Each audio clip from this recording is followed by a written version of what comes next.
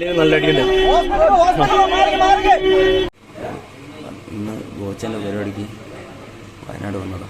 ഞങ്ങൾ പയ്യോളിൽ നിന്ന് 5 കമ്പനിക്കാരുണ്ട്.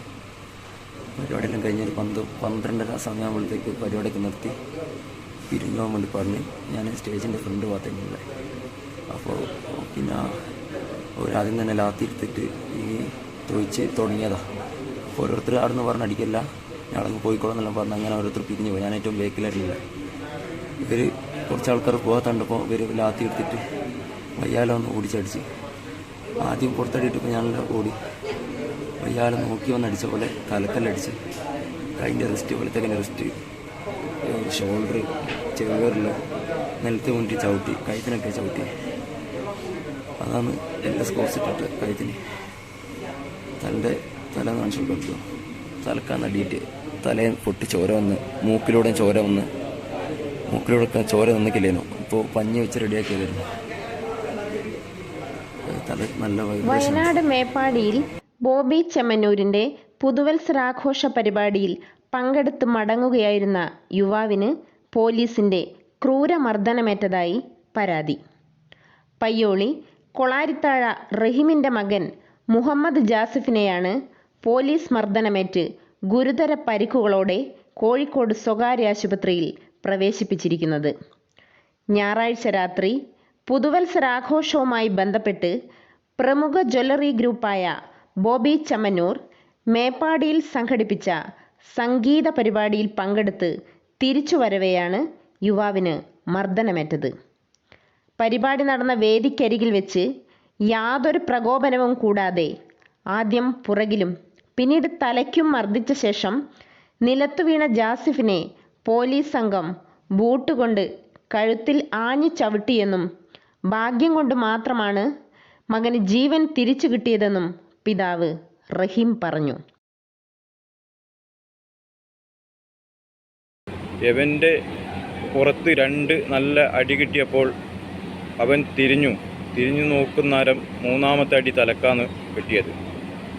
ആ ശക്തമായ അടി കൊണ്ട് നിലത്ത് വീണ ഇവനെ 4-5 പോലീസുകാർ കൂടി ക്രൂരമായി മർദ്ദിക്കുകയുണ്ടായത്. അതിലൊരു പോലീസുകാരൻ ബൂട്ടിട്ട കാലുകൊണ്ട് കഴുത്തിന് ചവിട്ടിപ്പിടിച്ചു. ശ്വാസം കിട്ടാത്ത ഒരവസ്ഥയിൽ മരണത്തെ മുഖാമുഖം കണ്ടു എന്നാണ് പറഞ്ഞത്. കാലെടുത്തതിന് ശേഷം എഴുന്നേൽക്കാൻ നോക്കിയപ്പോൾ വീണ്ടും കഴുത്തിന് ചവിട്ടി വീഴ്ത്തി. ചോര പൊലിച്ച് കിടക്കുന്ന ഇവനെ ഹോസ്പിറ്റലിൽ കൊണ്ടുപോകാൻ പോലും പോലീസ് തയ്യാറായില്ല. അവിടെയുള്ള നാട്ടുകാർ പ്രശ്നമുണ്ടാക്കിയതിന് ശേഷമാണ് പോലീസ് മേപ്പാടിയുള്ള ഒരു സ്വകാര്യ ഹോസ്പിറ്റലിൽ എത്തിക്കുകയും എത്തിച്ച ഉടനെ തന്നെ അവരവിടുന്ന് പോവുകയും ചെയ്തു. പോലീസ് സേനയിലെ മനുഷ്യത്വമില്ലാത്ത ഒരു തെമ്മാടിക്കൂട്ടമായി ചില പോലീസുകാർ മാറിയിരിക്കുക. ഇവരെ നിയന്ത്രിക്കാൻ മേലുദ്യോഗസ്ഥന്മാരും അതുപോലെ തന്നെ ഭരണാധികാരികളും തയ്യാറായിട്ടില്ലെങ്കിൽ പാവപ്പെട്ടവർക്ക് ഇവിടെ ജീവിക്കാൻ പറ്റാത്ത ഒരു അവസ്ഥയിലേക്കാണ് കാര്യങ്ങൾ പോവുക. ഞങ്ങൾ എന്തായാലും നിയമപരമായിട്ട് തന്നെ മുമ്പോട്ട് പോകാൻ തീരുമാനിച്ചിരിക്കുകയാണ്. DGP അടക്കമുള്ള പോലീസ് ഉദ്യോഗസ്ഥർക്കും അതുപോലെ തന്നെ ബഹുമാനപ്പെട്ട മുഖ്യമന്ത്രിക്കും പരാതി കൊടുക്കാനുള്ള കാര്യങ്ങളൊക്കെ ആലോചിച്ച് വരികയാണ്.